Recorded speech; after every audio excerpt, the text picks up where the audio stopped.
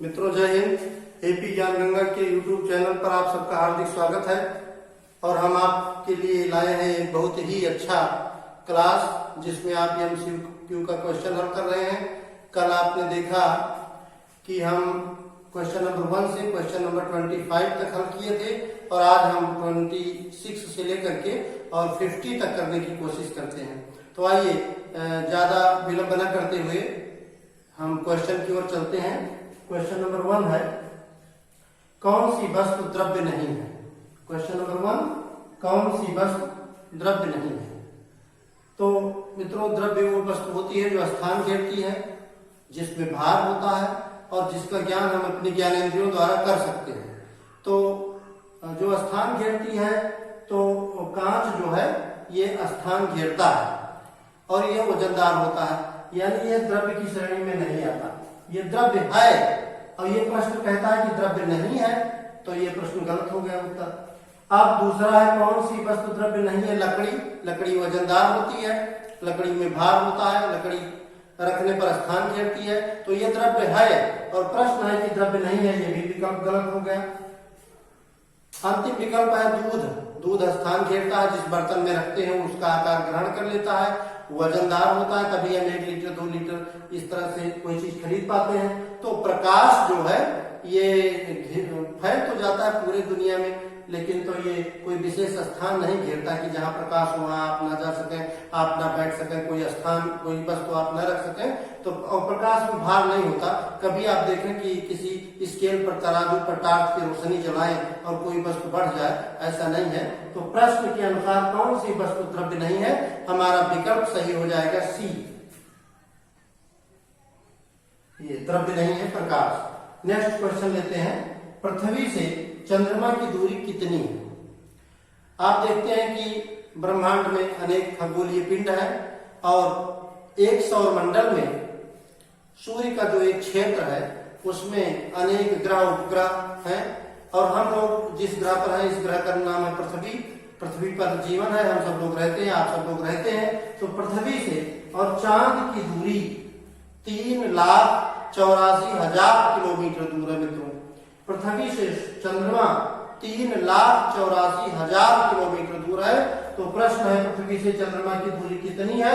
पृथ्वी से चंद्रमा की दूरी ना तो 1,000 किलोमीटर है, ना तो 38,400 किलोमीटर है, ना 100 मीटर है। पृथ्वी से चंद्रमा की दूरी है 3,84,000 किलोमीटर। नेक्स्ट क्वेश्चन लेते हैं, पृथ्वी से सूर्य की दूरी है। अभी तक हम पृथ्वी से चंद्रमा की दूरी पढ़ रहे थे, अब पृथ्वी से सूर्य कितनी दूरी पर है। तो मित्रों याद रखना है कि पृथ्वी से सूर्य की जो दूरी है, गणना करके वैज्ञानिकों ने बताया, सूर्य पर तो पहुंचा नहीं जा सकता। सूर्य इतना गर्म है कि वहां पर पहुंचने के पहले ही हर विमान, हर जेट विमान, वो जो है उनका टेम्परेचर इतना अधिक हो जाता है कि उनके दुर्घटनाग्रस्त होने की बात आ जाती है, नौबत आ जाती है। तो पृथ्वी से और सूर्य की दूरी होती है 14,96,40,000 किलोमीटर। 14,96,40,000 किलोमीटर जहां है वो उत्तर हमारा सही है, बाकी सभी उत्तर गलत माने जाएंगे। तो इसका हमारा सी वाला विकल्प सही कर लेते हैं। मित्रों, 29 क्वेश्चन है, स्पष्ट दृष्टि की न्यूनतम दूरी कितनी है। जब हम किसी लेंस या किसी दर्पण के सामने बैठते हैं, या यूं मानिए कि जब हम कोई पुस्तक पढ़ते हैं, कोई चीज लिखते हैं, तो जब हम लिखने पढ़ने का कोई काम करते हैं तो हमें कापी किताब ना तो अपनी आंख से इतना दूर रखना चाहिए कि बस तो स्पष्ट ना दिखाई पड़े, और ना हमें इतना नजदीक रखना चाहिए। आप देखते हैं कि अगर कोई व्यक्ति कोई कापी किताब इस तरह से करके पढ़ता है तो इसका मतलब उसकी आंखों में कोई दोष है। यदि उसे कोई वस्तु बहुत दूर करके देखना पड़ता है तो इसका मतलब उसकी आंखों में कोई दोष है। तो हमें अपने नेत्र से कोई वस्तु लगभग 25 सेंटीमीटर दूरी पर रख करके पढ़ना या लिखना चाहिए। तो आपको याद रखना चाहिए कि स्पष्ट दृष्टि की न्यूनतम दूरी है 25 सेंटीमीटर। तो हमारा विकल्प सही हो जाएगा ए। नेक्स्ट क्वेश्चन लेते हैं, समतल दर्पण की फोकस दूरी होती है। मित्रों, समतल दर्पण में वक्रता त्रिज्या नहीं होती है। जिस चीज में या जिस लेंस या दर्पण में वक्रता त्रिज्या होती है, तो वक्रता त्रिज्या के कारण उसकी फोकस दूरी जो है कम हो जाती है। लेकिन चूंकि समतल दर्पण बिल्कुल प्लेन होता है और इसकी वक्रता त्रिज्या नहीं होती है, तो समतल दर्पण की फोकस दूरी होती है अनंत। तो ये आपका ये वाला विकल्प सही हो गया। अब हम 31 मित्रों 31 क्वेश्चन पर हम लोग पहुंच गए। 31 क्वेश्चन है, निर्वात में ध्वनि की चाल कितनी होती है। पिछले क्वेश्चन में आप लोग पढ़े हैं कि प्रकाश की चाल कितनी होती है, तो प्रकाश की चाल होती है 3 × 10⁸ मीटर पर सेकेंड। लेकिन ध्वनि की चाल जो हम आप बोलते हैं, हम आप एक दूसरे से कुछ कहते हैं, तो इसकी चाल कितनी होती है, 332 मीटर प्रति सेकेंड होती है ध्वनि की चाल। तो ध्वनि की चाल मित्रों होती है 332 मीटर प्रति सेकेंड। और निर्वात कहीं रहेगा तो निर्वात में ध्वनि एक स्थान से दूसरे स्थान तक शायद गमन नहीं कर सकती है। तो हम सीधा प्रश्न लेते हैं कि ध्वनि की चाल कितनी होती है। तो ध्वनि की चाल होती है 332 मीटर प्रति सेकेंड। अब यहाँ विकल्प में देखा मीटर पर सेकेंड है 332, ये हमारा विकल्प सही हो जाएगा बी। और यहाँ 330 है, ये विकल्प गलत है। 330 यहाँ है, ये गलत है। यहाँ 332 है, लेकिन मित्रों किलोमीटर प्रति सेकेंड लिखा है, तो मात्रक बदल जाने से ये विकल्प बदल जाएंगे। नेक्स्ट क्वेश्चन लेते हैं। लेंस की क्षमता का मात्रक होता है, लेंस की क्षमता का मात्रक होता है मित्रों डायोप्टर। कौन कौन से विकल्प हैं, रेडियन ये कोण का मात्रक है, डायोप्टर ये लेंस की क्षमता का मात्रक है, किलोग्राम ये द्रव्यमान का मात्रक है, मीटर ये लंबाई का मात्रक है। तो इसमें हमारा विकल्प सही हो जाएगा सी डायोप्टर। नेक्स्ट क्वेश्चन लेते हैं। आवागाद्रो संख्या का अंकित मान क्या है। मित्रों आवागाद्रो नाम के एक वैज्ञानिक थे, तो उन्होंने एक मान बताया जिसे आवागाद्रो संख्या कहते हैं। तो आवागाद्रो संख्या का मान होता है, आप लोग याद रखें, 6.23 × 10⁻23।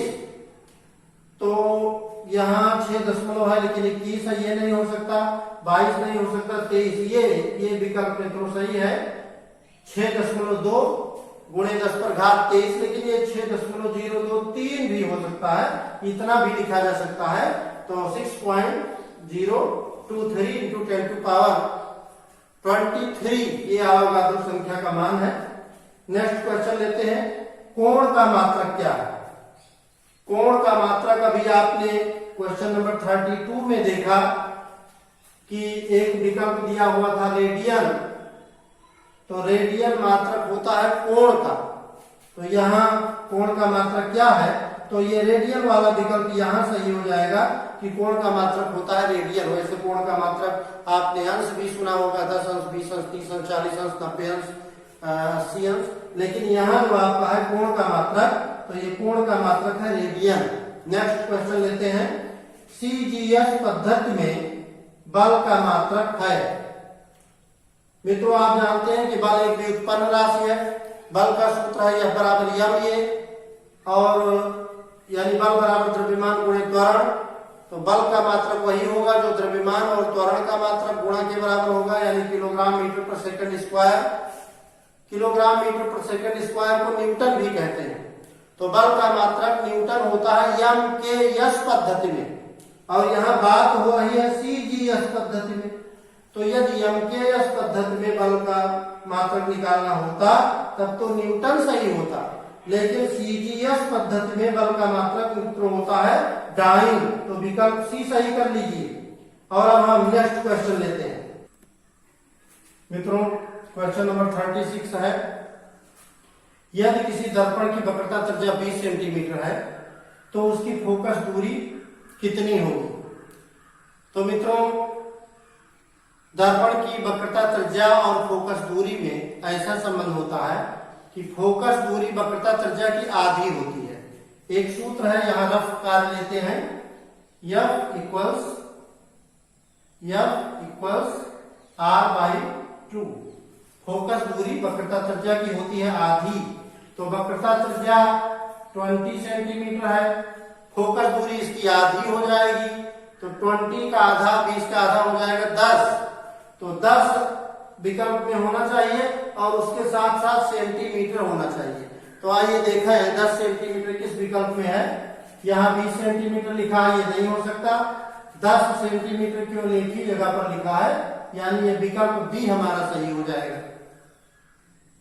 यदि दर्पण की वक्रता त्रिज्या मान लो 50 दिया होता तो फोकस दूरी 25 हो जाता, दर्पण की वक्रता त्रिज्या 100 दिया होता तो फोकस दूरी 50 हो जाता।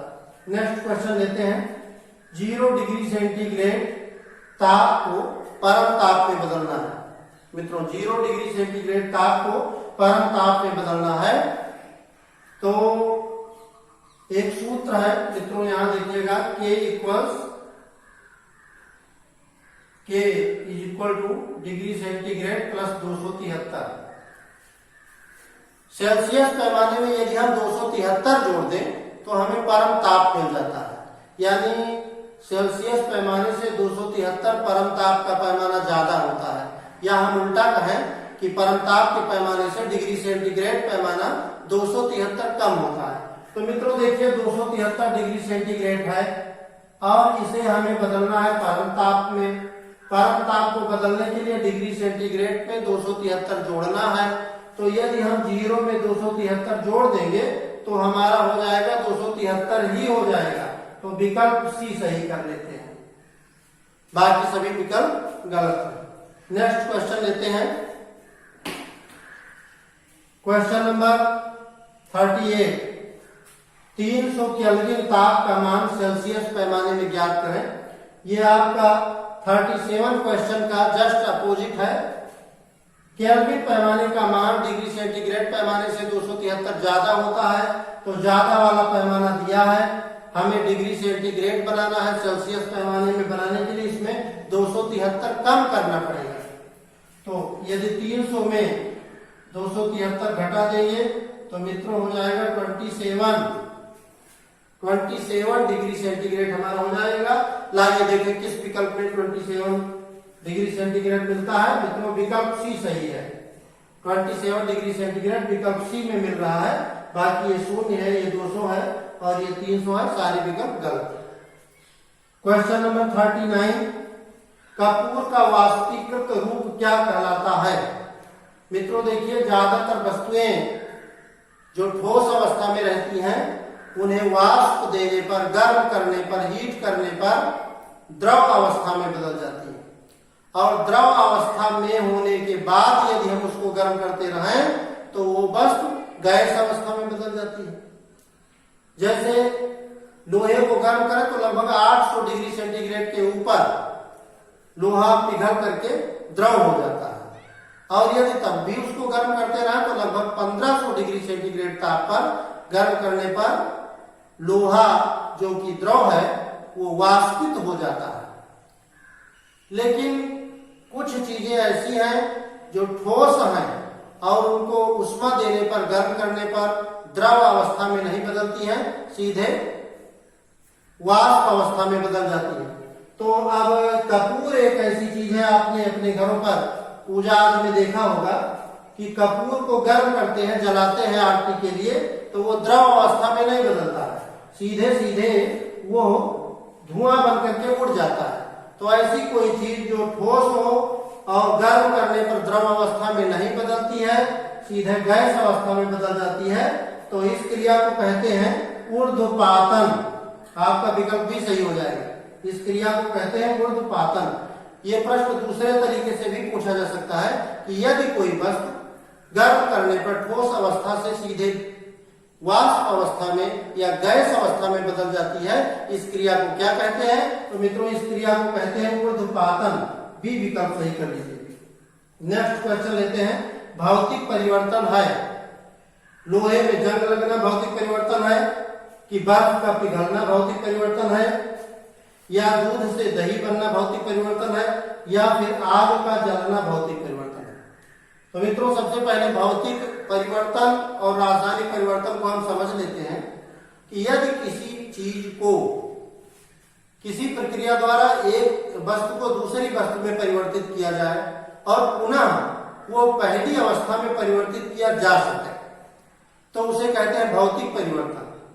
जैसे पानी को हम फ्रीज में रख देंगे, ठंडा कर देंगे तो बर्फ बन जाएगा, और बर्फ को हम बाहर रख देंगे या धूप में रख देंगे फिर पिघल करके पानी हो जाएगा। तो पानी से बर्फ बना और बर्फ से पानी बना, तो यह है आपका भौतिक परिवर्तन। लेकिन यदि कोई चीज इस प्रकार से परिवर्तित होती है कि पहली अवस्था से दूसरी अवस्था में बदल जाती है लेकिन दूसरी अवस्था से पहली अवस्था में नहीं आती है, तो ये है रासायनिक परिवर्तन। तो ये पूछ रहा है कि भौतिक परिवर्तन है, यानी कोई एक भौतिक परिवर्तन इसमें दिया है और 3 परिवर्तन रासायनिक दिए हैं। आइए देखें, लोहे में जंग लग जाती है तो लोहा सड़ जाता है, खराब हो जाता है, ये रासायनिक परिवर्तन है, ये विकल्प यहाँ गलत हो जाएगा। दूसरा है बर्फ का पिघलना, बर्फ पिघलती है और पिघली बर्फ को फिर से बर्फ में रख करके या फ्रीज में रख करके या फ्रीजर में रख करके फिर से बर्फ बना सकते हैं, तो ये हमारा विकल्प है भौतिक परिवर्तन, विकल्प भी सही हो जाएगा। अब और आगे चर्चा कर लेते हैं। दूध से दही यदि बन जाए मित्रों तो दही से फिर हम दूध नहीं बना सकते। आग जल जाती है तो राख बन जाता है, राख से फिर हम पहले जैसी लकड़ी नहीं बना सकते। तो ये 3 रासायनिक परिवर्तन है और एक है भौतिक परिवर्तन। अब मित्रों क्वेश्चन नंबर 41 लेते हैं और यहाँ से 10 प्रश्न जो हम ले रहे हैं मित्रों, कुछ ऐसी समस्या है कि जिस जगह पर हम वीडियो बना रहे हैं वहाँ लाइट की व्यवस्था अभी तत्काल नहीं है और हमें कुछ आवश्यक काम से जाने के कारण भाई साहब की तबीयत खराब थी तो हमें कुछ यहाँ आने में देर हो गया स्टूडियो में अपने। तो अब यहाँ से हम जो प्रश्न लेते हैं सीधा अति लघुत्तरीय प्रकार का लेते हैं और आपको समझाते चलते हैं, जिससे हमारा 10-5 मिनट टाइम बच जाएगा और अंधेरा होने से अंधेरा हो जाएगा तो वीडियो साफ नहीं आएगा। तो प्रोटॉन है, आपको बताया गया कि किसी भी परमाणु के 3 मूल कण होते हैं, एक इलेक्ट्रॉन, दूसरा प्रोटॉन, तीसरा न्यूट्रॉन। तो इलेक्ट्रॉन, प्रोटॉन या न्यूट्रॉन कोई भी पूछा जाए तो ये है मूल कण। इलेक्ट्रॉन, प्रोटॉन या न्यूट्रॉन कोई भी पूछा जाए तो मित्रों ये क्या है, ये है मूल कण। दूसरी इलेक्ट्रॉन, प्रोटॉन या न्यूट्रॉन ये मित्रों है मूल कण है पदार्थ के। इलेक्ट्रॉन, प्रोटॉन और न्यूट्रॉन तीनों पदार्थ के मूल कण हैं। तो मूल कण को मौलिक कण भी कहते हैं। आपका 3 विकल्प दिया रहता तो जिसमें मूल कण होता वही सही होता। तो आप जान लें प्रोटॉन क्या है, मूल कण है, इलेक्ट्रॉन क्या है, मूल कण है, और न्यूट्रॉन क्या है, मूल कण है। सोडियम परमाणु का परमाणु क्रमांक क्या है, तो सोडियम एक तत्व है और उसका संकेत Na होता है। सोडियम का संकेत होता है मित्रों Na। तो इसका परमाणु क्रमांक क्या है, सोडियम को Na से प्रदर्शित करते हैं, परमाणु क्रमांक बाएं तरफ नीचे लिखते हैं, परमाणु भार दाएं तरफ ऊपर लिखते हैं। तो सोडियम का परमाणु क्रमांक ये आपका हो जाएगा 11। आपके विकल्प में कई उत्तर दिए रहते हैं 10, 11, 12, 13 आदि। तो आप जान लीजिए कि सोडियम परमाणु का परमाणु क्रमांक पूछा जाएगा तो ये विकल्प हो जाएगा सही 11, चाहे जिस नंबर पर रहेगा। आइए नेक्स्ट लेते हैं सोडियम का परमाणु भार। यहाँ आपको बताया गया कि सोडियम को Na से प्रदर्शित करते हैं, परमाणु क्रमांक 11 है, परमाणु भार 23। तो सोडियम परमाणु का परमाणु भार हो जाएगा मित्रों 23। अब जो भी विकल्प रहेगा जहाँ 23 रहेगा वही विकल्प आपका सही माना जाएगा। सोडियम का संकेत है, सोडियम को Na से प्रदर्शित करते हैं मित्रों, और ये 42 से 44 तक आपका क्वेश्चन एक ही प्रकार का रिलेटेड है। तो सोडियम में है तो आगे 7। देखने में लगता है कि इसका संकेत यस हो सकता है लेकिन नहीं।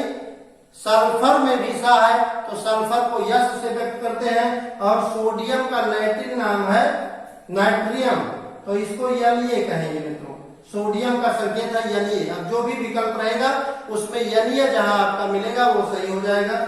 नाभिक में नेक्स्ट क्वेश्चन है, नाभिक में कौन कौन से मूल कण है, तो मित्रों कोई भी परमाणु 3 मूल कणों से मिलकर बना होता है, इलेक्ट्रॉन, प्रोटॉन और न्यूट्रॉन। इलेक्ट्रॉन नाभिक के चारों ओर चक्कर लगाते रहते हैं विभिन्न कक्षाओं में, और प्रोटॉन और न्यूट्रॉन 2 मूल कण नाभिक में रहते हैं। तो नाभिक में कौन कौन से मूल कण रहते हैं मित्रों, तो नाभिक में रहता है प्रोटॉन और न्यूट्रॉन। प्रोटॉन और न्यूट्रॉन ये दो मूल कण नाभिक में रहते हैं और इलेक्ट्रॉन नाभिक के बाहर विभिन्न कक्षाओं में चक्कर लगाता है। अब हम नेक्स्ट क्वेश्चन लेते हैं मित्रों, 46 क्वेश्चन लेते हैं। ग्लूकोज का सूत्र क्या है? ग्लूकोज और फ्रक्टोज आपने सुना होगा। तो ग्लूकोज ये हरे पौधे अपने भोजन में कार्बोहाइड्रेट या ग्लूकोज का प्रयोग करते हैं और ग्लूकोज का रासायनिक सूत्र होता है मित्रों CH, वो लिख देना है, C और O पर 6 लिख देना है और H पर 12, C6H12O6, ये मित्रों ग्लूकोज का सूत्र है। दूसरा लेते हैं सुक्रोज का सूत्र। सुक्रोज का अर्थ होता है चीनी। अगर आपसे चीनी का सूत्र कोई पूछे तो भी वही बात, CHO लिख देंगे, यहाँ 12, यहाँ 22, यहाँ 11, यानी सुक्रोज का सूत्र होगा C12H22O11। यदि इसमें 4 विकल्प दिए रहते तो ये विकल्प जहां रहते उसको आप सही मानते। लाल दवा का सूत्र क्या है मित्रों? लाल दवा का एक और नाम है पोटेशियम परमैंगनेट। लाल दवा का नाम है पोटेशियम परमैंगनेट। ये लाल रंग की दवा है। बहुत पहले हम लोग बचपन में थे तो बूढ़े पुलसी में डॉक्टर लोग बांधते थे, लेकिन अब वैज्ञानिक अनुसंधान के स्वरूप वो दवाएं बंद हो गई या प्रयोग में कम ली जाती है। तो लाल दवा का नाम है पोटेशियम परमैंगनेट और इसका सूत्र है KMnO4। KMnO4 लाल दवा का रासायनिक सूत्र है। यदि यह विकल्प में रहेगा तो यही सही माना जाएगा। ओजोन का सूत्र है, ओजोन का सूत्र है मित्रों O3। O2 तो ऑक्सीजन का सूत्र है और ओजोन का सूत्र है O3।